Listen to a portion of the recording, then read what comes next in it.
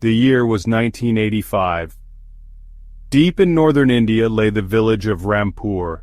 Fields of mustard swayed in the gentle breeze. Children's laughter echoed through narrow lanes. Life seemed idyllic, simple, untouched by the outside world. But this peace was fragile. Beyond the fields, a place of immense darkness festered. They called it the Barren Hamlet, a name spoken in hushed, fearful tones, a place where joy dared not tread. Twisted skeletal trees clawed at the sky. Crumbling ruins stood like forgotten tombstones. An unnatural silence hung heavy in the air. No birds sang here. No insects buzzed, just an oppressive stillness. Villagers claimed the ground was cursed, tainted by an ancient evil, an evil that waited, patiently, for its next victim. Fear was a constant companion in Rampur, especially when the sun dipped below the horizon. The barren hamlet cast a long, dark shadow over their lives. Stories were passed down, generations of whispers, of a malevolent entity, a Dayan, a witch of unimaginable power who resided there. They said she fed on life, on happiness, on souls. Then came the disappearances. At first it was livestock, but then people started to go missing. The fear in Rampur escalated. Nights were the worst. Every creak of a door, every rustle of leaves. Was it her, the Dayan? Villagers locked themselves in, praying for sunrise. Amidst this pervasive fear there lived a man named Vijay.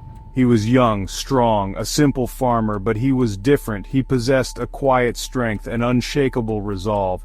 Vijay's greatest shield was his faith, an unwavering devotion to Hanumanji, the mighty monkey god, protector against evil. He believed, truly believed, that no darkness could stand against divine power. While others cowered, Vijay found solace in his prayers. He felt an inner calm, a certainty that good would prevail.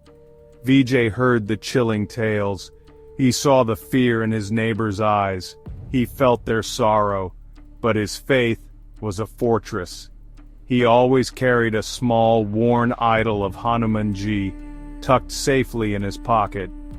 He knew deep in his soul that he could not stand by. He had to face the witch. The decision was made.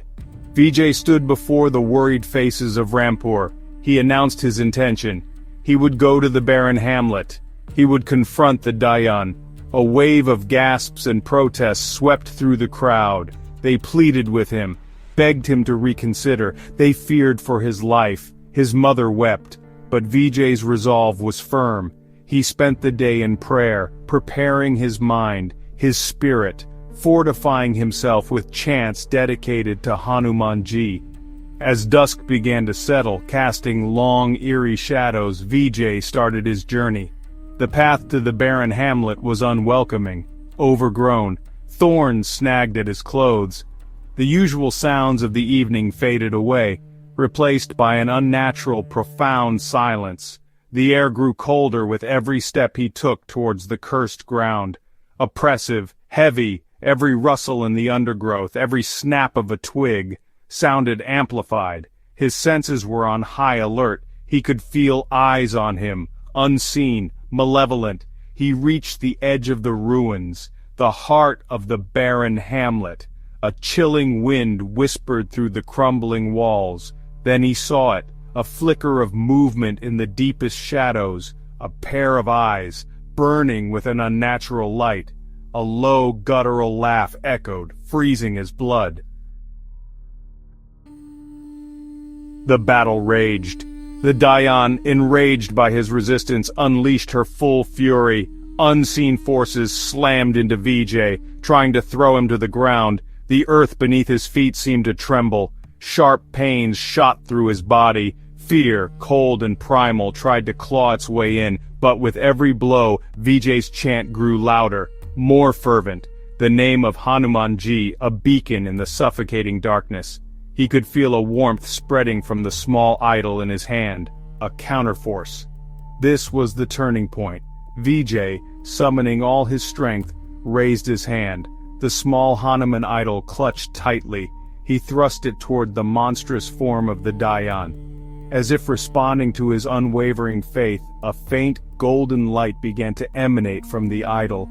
It grew brighter, pushing back the oppressive shadows. The Dayan shrieked, a sound of pure agony and disbelief.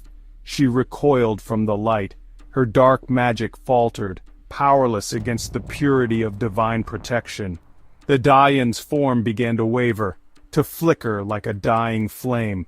The golden light from the Hanuman idol intensified, bathing the cursed ground in its sacred glow. With a final ear-splitting scream, the witch dissolved. Vijay, exhausted but alive, sank to his knees, victorious.